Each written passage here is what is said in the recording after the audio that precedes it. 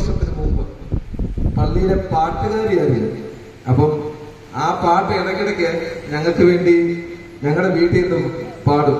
അപ്പം ഒരു പക്ഷെങ്കിൽ മമ്മിയുടെ ചേട്ടത്തിയും ആങ്ങളെയും പിന്നെ ആ വീട്ടുകാരൊക്കെ കേട്ടിട്ടുണ്ടാവും. അപ്പൊ അതുകൊണ്ട് ആ വീട്ടിലെ കൊച്ചു പെണ്ണായിരുന്നു. ആ പെണ്ണൊരു പാട്ട് പാടാൻ ഒരു സർപ്രൈസ് പാട്ട് എന്റെ അപ്പന് പോലും അറിയത്തില്ല.